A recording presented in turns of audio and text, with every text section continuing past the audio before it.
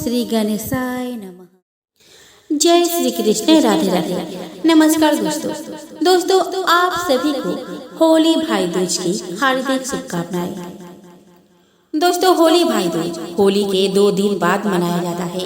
यह त्योहार हिंदू महीने फागुन के आखिरी दिन पड़ता है।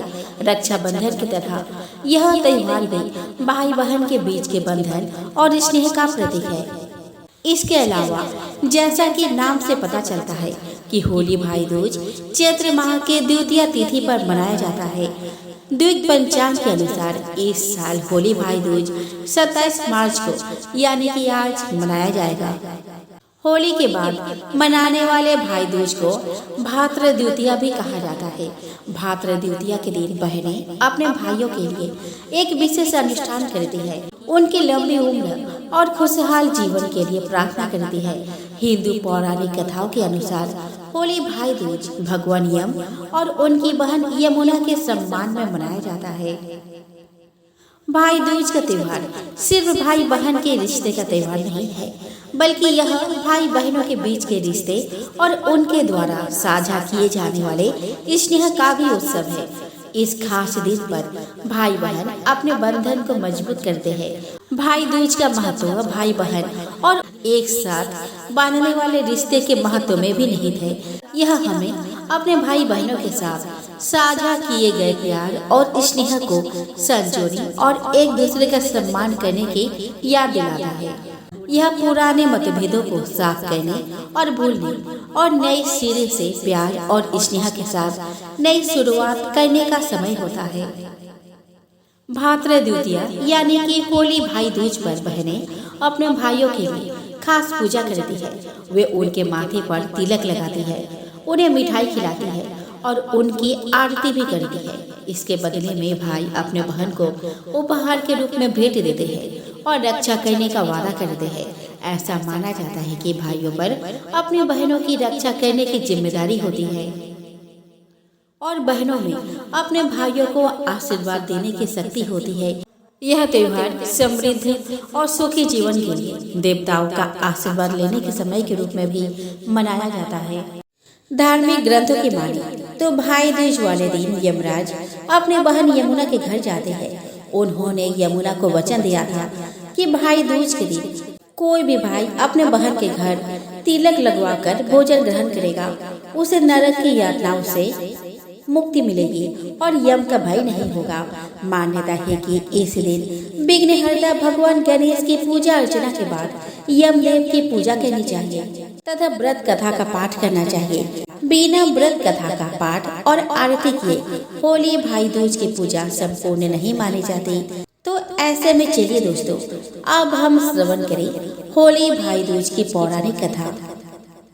दोस्तों, होली भाई दूज को लेकर एक कथा काफी प्रचलित है। एक नगर में एक बुढ़िया रहती थी। बुढ़िया के 2 बच्चे और एक बेटा और एक बेटी थी। बेटी की शादी हो चुकी थी। एक बार होली के बाद बेटे के मन में अचानक अपनी बहन से मिलने की ख्याल आया और उसने अपने माँ से बहन के यहाँ जाकर तिलक कराने का आग्रह किया। बेटे के लगातार आग्रह करने पर माँ ने उसे अपने बहन के यहाँ जाने की इजाजत दे दी। घर से निकलने के बाद रास्ते में एक नदी मिली। नदी ने कहा कि मैं तेरा काल हूँ और इसमें पैर रख कर ही तुम डूब जाओगे। इसे सुनते ही वह भयभीत हो गया और उसने कहा कि मैं अपनी बहन से तिलक करा लूं, फिर मेरे प्राण ले लेना। इसके बाद जैसे ही वह थोड़ी आगे बढ़ा, जंगल में उसे एक खूंखार शेर मिला। उसने शेर से भी यही कहा। कुछ दूर चलने के बाद एक सांप ने उसके पेट को जकड़ लिया। बुढ़िया के बेटे ने सांप को भी यही बताया। इसके बाद वह अपने बहन के घर जा पहुंचा। बहन ने भाई को देखते ही उसे अपने गले से लगा लिया और तिलक लगाने के बाद बैठाकर भोजन करवाया। भोजन करते वक्त भाई को उदास देखकर बहन काफी दुखी हो जाती है और उससे उसके दुख होने का कारण पूछती है। यह सब जानने के बाद बहन भाई के साथ चलने के लिए तैयार हो जाती है। वह एक तालाब के पास जाती है जहां उसे एक बुढ़िया मिलती है। बहन काफी चिंतित होकर बुढ़िया को अपनी परेशानी बताती है। इससे सूद बुढ़िया कहती है कि यह सब तेरे पिछले जन्म का कर्म है जो तुम्हारे भाई को भुगतना पड़ रहा है। यदि तुम अपने भाई को बचाना चाहती हो तो उस पर आने वाले हर विपदा को टाल सकती हो। बुढ़िया की बात सुन बहन भाई के साथ घर जाने के लिए तैयार हो गई। वो शेर के लिए मांस, सांप के लिए दूध और नदी के लिए ओढ़नी लेकर चल देती है। रास्ते में उसे शेर मिलता है। शेर को देखते ही वह उसके सामने मांस डाल देती है। फिर कुछ दूर चलते ही सांप उसे देखकर पुकार रहा होता है। वह उसके सामने दूध रख देती है। वही लड़के को देख नदी की लहरें तेज हो जाती है। वह उसे ओढ़नी देती है। इस प्रकार बहन अपने भाई के ऊपर आने वाली हर विपदा को टाल देती है। और इस दिन से प्रत्येक वर्ष चैत्र मास के द्वितीय तिथि यानी कि होली के अगले दिन भाई दूज का पर्व मनाया जाता है। सूर्य की पत्नी संज्ञा से 2 संतानें थी, पुत्र यमराज तथा पुत्री जमुना। संज्ञा सूर्य का तेज सहन न कर पाने के कारण अपनी छाया मूर्ति का निर्माण कर उन्हें ही अपने पुत्र पुत्री को सौंप कर वहाँ से चली गई। छाया को यम और यमुना से अत्यधिक लगाव तो नहीं था, किंतु यमुना अपने भाई यमराज से बड़ा स्नेह करती थी।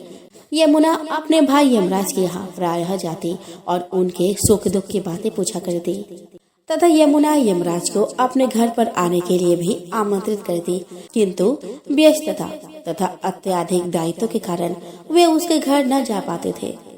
एक बार कार्तिक शुक्ल द्वितीया को यमराज अपनी बहन यमुना के घर अचानक जा पहुँचे। बहन के घर जाते समय यमराज ने नरक में निवास करने वाले जीवों को मुक्त कर दिया।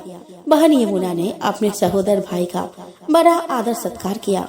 विविध व्यंजन बनाकर उन्हें भोजन कराया तथा भाल पर तिलक लगाया। जब वे वहाँ से चलने लगे तब उन्होंने यमुना से कोई भी मनोवांछित वर मांगने का अनुरोध किया।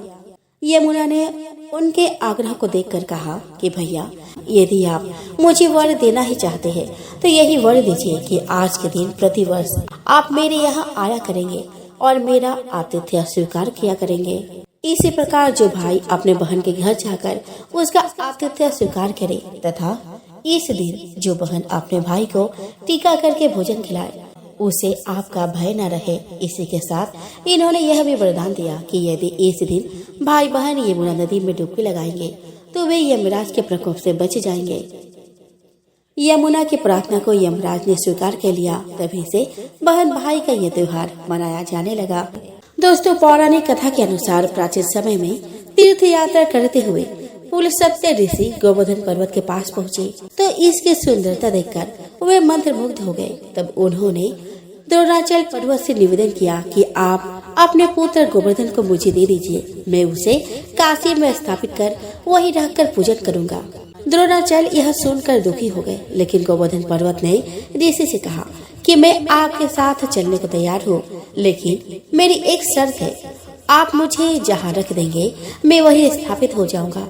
पुलस्त्य ने गोवर्धन की यह बात मान ली। फिर गोवर्धन ने ऋषि से कहा कि मैं 2 योजन ऊंचा और 5 योजन चौड़ा हूँ, आप मुझे काशी कैसे ले जाएंगे? तब पुलस्त्य ऋषि ने कहा, मैं अपने तपोबल से तुम्हें अपने हथेली में उठा कर ले जाऊंगा। तब गोवर्धन पर्वत ऋषि के साथ चलने के लिए सहमत हो गए। रास्ते में ब्रज आया, उसे देखकर गोवर्धन सोचने लगे, भगवान श्री कृष्ण राधा जी के साथ यहाँ आकर बाल्यकाल और किशोर काल की बहुत सी लीलाएं करेंगे। तब उनके मन में यह विचार आया कि वह यही रुक जाए। यह सोचकर गोवर्धन पर्वत पुलस्त्य ऋषि के हाथों में और अधिक भारी हो गया, जिससे ऋषि को विश्राम करने की आवश्यकता महसूस हुई। इसके बाद ऋषि ने गोवर्धन पर्वत को ब्रज में रखकर विश्राम करने लगे। ऋषि ये बात भूल गए थे कि उन्हें गोवर्धन पर्वत को कहीं रखना नहीं है। कुछ देर बाद ऋषि पर्वत को वापस उठाने लगे, लेकिन गोवर्धन ने कहा कि ऋषिवर, अब मैं यहाँ से कहीं नहीं जा सकता। मैंने आपसे पहले ही कहा था कि आप मुझे जहाँ रख देंगे मैं वहीं स्थापित हो जाऊंगा। तब पुलस्त्य उसे ले जाने की हट करने लगे, लेकिन गोवर्धन वहाँ से नहीं हिले। तब ऋषि ने क्रोधित होकर उसे श्राप दिया कि तुमने मेरे मनोरथ को पूर्ण नहीं होने दिया, अतः आज से प्रतिदिन तिल तिल कर तुम्हारा चरण होता रहेगा। फिर एक दिन तुम धरती में समाहित हो जाओगे। तभी से गोवर्धन पर्वत तिल तिल करके धरती में समा रहा है। कहा जाता है कि कलयुग के अंत तक यह धरती पर पूरा समा जाएगा। द्वापर युग में भगवान श्री कृष्ण ने इसी पर्वत पर कई लीलाएं की थी। इसी पर्वत को इंद्र का मान मर्दन करने के लिए उन्होंने अपने सबसे छोटी उंगली पर 3 दिनों तक उठा कर रखा था। एक बुढ़िया माई थी, उसके 7 बेटे और एक बेटी थी। बेटी की शादी हो चुकी थी। जब भी उसके बेटी की शादी होती, फेरों के समय एक नाग आता और उसके बेटे को डस ले जाता था। बेटे की वही मृत्यु हो जाती और बहू विधवा। इस तरह उसके 6 बेटे मर गए। 7वें की शादी होने बाकी थी। इस तरह अपने बेटों के मर जाने के दुख से बुढ़िया माई रो रो के अंधी हो गई थी। भाई दूज आने को हुई तो भाई ने कहा कि मैं बहन से तिलक कराने जाऊंगा। माँ ने कहा ठीक है। उधर जब बहन को पता चला कि उसका भाई आ रहा है तो वह खुशी से पागल होकर पड़ोसन के पास गई और पूछने लगी, जब बहुत प्यारा भाई घर आए तो क्या बनाना चाहिए। पड़ोसन उसकी खुशी को देखकर जल भून गई और कह दिया कि दूध से रसोई लेप, घी में चावल पका। बहन ने ऐसा ही किया। उधर भाई जब बहन के घर जा रहा था तो उसे रास्ते में सांप मिला। सांप उसे डसने को हुआ। भाई बोला कि तुम मुझे क्यों डस रहे हो। सांप बोला कि मैं तुम्हारा काल हूँ और मुझे तुमको डसना है। भाई बोला कि मेरी बहन मेरा इंतजार कर रही है, मैं उससे तिलक करा के वापस लौटूंगा, तब तुम मुझे डस लेना। सांप ने कहा कि भला आज तक कोई अपनी मौत के लिए लौट के आया है जो तुम आओगे। भाई ने कहा कि अगर तुझे यकीन नहीं है तो तू मेरे झोले में बैठ जा। जब मैं अपने बहन के तिलक कर लूंगा, जब मैं अपने बहन के तिलक कर लूं तब तू मुझे डस लेना। सांप ने ऐसा ही कहा। सांप ने ऐसा ही किया। भाई बहन के घर पहुंच गया। दोनों बड़े खुश हुए। भाई बोला कि बहन जल्दी से खाना दे, बड़ी भूख लगी है। बहन क्या करे, ना तो दूध की रसोई सूखी और ना ही घी में चावल पके।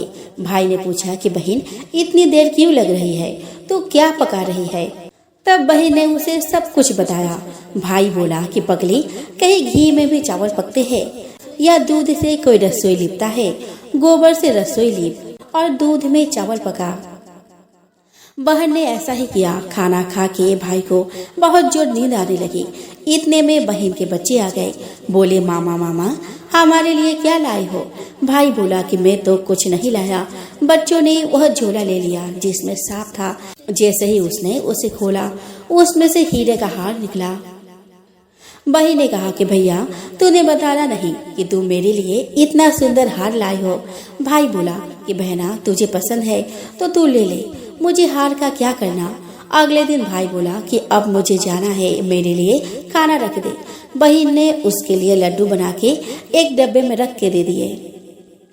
भाई कुछ दूर जाकर थक कर एक पेड़ के नीचे सो गया। उधर बहन के बच्चों को जब भूख लगी तो उन्होंने माँ से कहा कि मुझे भूख लगी है, खाना दे दो। माँ ने कहा कि खाना अभी बनने में देर है।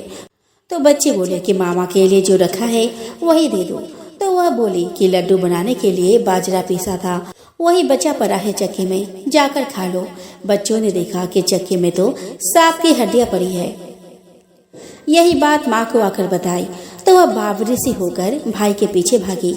रास्ते भर लोगों से पूछती कि किसी ने मेरा गैल बाटोई देखा, किसी ने मेरा बावरा सा भाई देखा। तब एक ने बताया कि हाँ, कोई पेड़ के नीचे लेटा हुआ है, देख ले, वही तो नहीं है। भागी भागी पेड़ के नीचे पहुंची, अपने भाई को नींद से उठाया। भैया भैया, कहीं तूने मेरे लड्डू तो नहीं खाए। भाई बोला, ये ले तेरे लड्डू, नहीं खाए मैंने, ले दे के लड्डू ही तो दिए थे। उसके भी पीछे पीछे आ गई। बहन बोले कि नहीं भाई, तो झूठ बोल रहा है, जरूर तूने खाया है, अब तो मैं तेरे साथ चलूंगी। भाई बोला, तू ना मान रही तो चल फिर। चलते चलते बहन को प्यास लगती है। वह भाई को बोलती है कि मुझे पानी पीना है। भाई बोला कि अब मैं यहाँ तेरे लिए पानी कहाँ से लाऊं, देख दूर कहीं चील उड़ रही है, चली जा वहाँ, शायद तुझे पानी मिल जाए। तब बहन वहाँ गई और पानी पीकर जब लौट रही थी तो रास्ते में दिखती है कि एक जगह जमीन में 6 सिलाई करी है और एक बिना गढ़े रखी हुई थी। उसने एक बुढ़िया से पूछा कि ये सिलाई कैसी है। एक बुढ़िया ने बताया कि एक बुढ़िया है, उसके 7 बेटे थे। 6 बेटे तो शादी के मंडप में ही मर चुके हैं, तो उनके नाम की ये सिलाई जमीन पर गिरी है। अभी 7वें की शादी होनी बाकी है। जब उसकी शादी होगी तो वह भी मंडप में ही मर जाएगा। तब यह 7वीं शिला भी जमीन में गिर जाएगी। यह सुनकर बहन समझ गई कि यह सिलाई किसी और की नहीं बल्कि उसके भाइयों के नाम की है। उसने उस बुढ़िया से अपने 7वें भाई को बचाने का उपाय पूछा। बुढ़िया ने उसे बतला दिया कि वह अपने 7वें भाई को कैसे बचा सकती है। सब जानकर वह वहां से अपने बाल खोले करके पागलों की तरह अपने भाई को गालियां देती हुई चली। भाई के पास आकर बोलने लगी, तू तो जलेगा, कूटेगा, मरेगा। भाई उसके ऐसे व्यवहार को देखकर चौंक गया, पर उसे कुछ समझ में नहीं आया। इसी तरह दोनों भाई बहन माँ के घर पहुँच गए। थोड़ी समय के बाद भाई के लिए सगाई आने लगी। उसकी शादी तय हो गई। जब भाई को सहरा पहनाने लगे तो वह बोली, इसको क्यों सहरा बांधेगा? सहरा तो मैं पहनूंगी, ये तो जलेगा मरेगा। सब लोगों ने परेशान होकर सहरा बहन को दे दिया। बहन ने देखा कि उसमें कलंगी की जगह सांप का बच्चा था। बहन ने उसे निकाल के फेंक दिया। अब जब भाई घोड़ी चढ़ने लगा तो बहन फिर बोली, ये घोड़ी पर क्यों चढ़ेगा? घोड़ी पर तो मैं बैठूंगी, ये तो जलेगा मरेगा, इसकी लाश को चील कौवे खाएंगे। सब लोग बहुत परेशान। सबने उसे घोड़ी पर भी चढ़ने दिया। अब जब बारात चलने को हुई तब बहन बोली कि ये क्यों दरवाजे से निकलेगा? ये तो पीछे के रास्ते से जाएगा। दरवाजे से तो मैं निकलूंगी। जब वह दरवाजे के नीचे से जा रही थी तो दरवाजा अचानक गिरने लगा। बहन ने एक ईंट उठाकर अपने चुनरी में रख ली। दरवाजा वही के वही रुक गया। सब लोगों को बड़ा अचंभा हुआ। रास्ते में एक जगह बारात रुकी तो भाई को पीपल के पेड़ के नीचे खड़ा कर दिया। बहन कहने लगी कि ये क्यों छांव में खड़ा होगा? ये तो धूप में खड़ा होगा, छांव में तो मैं खड़ी होंगी। जैसे ही वो पेड़ के नीचे खड़ी हुई, पेड़ गिरने लगा। बहन ने एक पत्ता तोड़कर अपने चुनरी में रख लिया। पेड़ वही के वही रुक गया। अब तो सबको विश्वास हो गया कि ये बावली कोई जादू टोना सीख कर आई है, जो बार बार अपने भाई की रक्षा कर रही है। ऐसा करते करते फेरों का समय आ गया। जब दुल्हन आई तो उसने दुल्हन के कान में कहा कि अब तक तो मैंने तेरे पति को बचा लिया, अब तू ही अपने पति को और साथ ही अपने मरे हुए जेठों को बचा सकती है। फेरों के समय एक नाग आया। वो जैसे ही दूल्हे को दसने को हुआ, दुल्हन ने उसे एक लोटे में भर के उसके ऊपर से प्लेट से बंद कर दिया। थोड़ी देर बाद नागिन लहर लहर करती आई। दुल्हन से बोली कि तू मेरे पति को छोड़। दुल्हन बोली कि पहले तुम मेरा पति छोड़। नागिन ने कहा कि ठीक है, मैंने तेरा पति छोड़ा। दुल्हन ऐसे नहीं, पहले 3 बार बोल। नागिन ने 3 बार बोली। फिर बोली कि अब मेरे पति को छोड़। दुल्हन बोली कि एक मेरे पति से क्या होगा, हंसने बोलने के लिए जेठ भी तो होने चाहिए, एक जेठ भी छोड़। नागिन ने जेठ के भी प्राण दे दिए। फिर दुल्हन ने कहा कि एक जेठ से लड़ाई हो गई तो और एक जेठ को तो होना चाहिए, तू और एक जेठ को छोड़। तो दुल्हन बोलने लगी कि अगर जेठ विदेश को चला गया तो अकेले में क्या करूं, तू तीसरा जेठ को भी छोड़। इस तरह एक एक करके दुल्हन ने अपने 6 जेठ को जीवित करा लिया। उधर रो रो के बुढ़िया का बुरा हाल था। अब तो मेरा 7वां बेटा भी बाकी बेटों की तरह मर जाएगा। गांव वालों ने उसे बताया उसके 7वां बेटा और बहू आ रही है। तो बुढ़िया बोली कि अगर यह बात सच है तो मेरी आंखों की रोशनी वापस आ जाए और मेरे सीने से दूध की धार बहने लगे। ऐसा ही हुआ। अपने सारे बहू बेटों को देखकर वह बहुत खुश हुई। बोली, यह सब तो मेरे बाबली का किया है, कहाँ है मेरी बेटी? सब बहन को ढूंढने लगे। देखा तो वह भूसे की कोठरी में सो रही थी। जब उसे पता चला कि उसका भाई सही सलामत है तो वह अपने घर को चली। उसके पीछे पीछे सारी लक्ष्मी भी जाने लगी।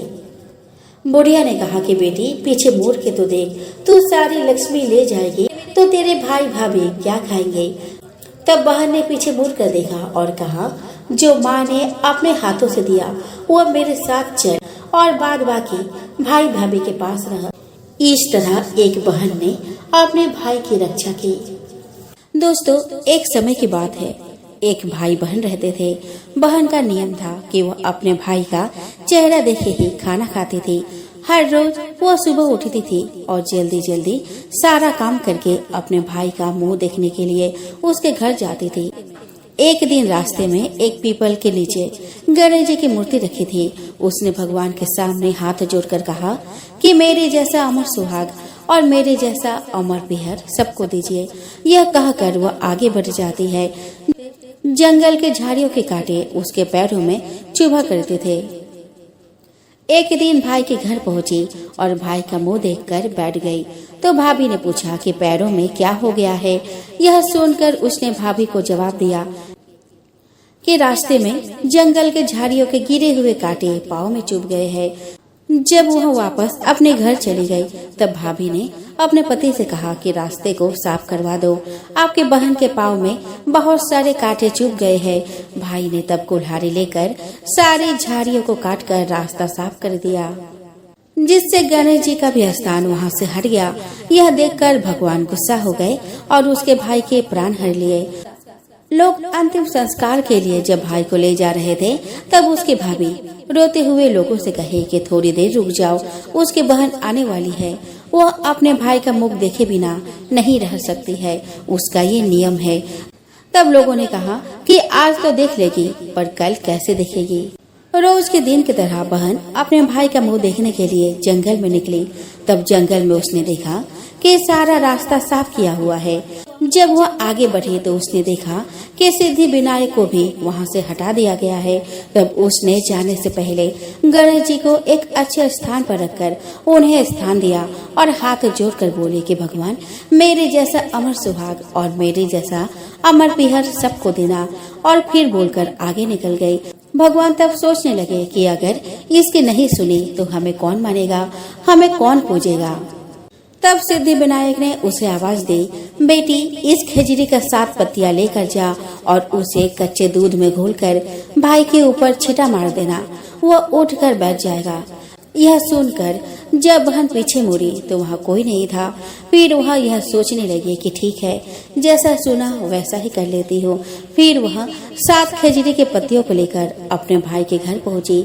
उसने देखा कि वहाँ कई लोग बैठे हुए हैं। भाभी बैठी रो रही है और भाई की लाश रखी है।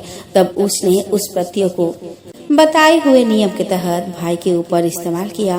तब भाई उठकर बैठ गया। भाई बहन से बोला कि मुझे बहुत ही गहरी नींद आ गई थी। तब बहन बोली कि यह नींद किसी दुश्मन को भी न आए और उसने सारी बात अपने भाई को बता दी। तो मान्यता के अनुसार यह है गणेश जी की चमत्कारी कहानी।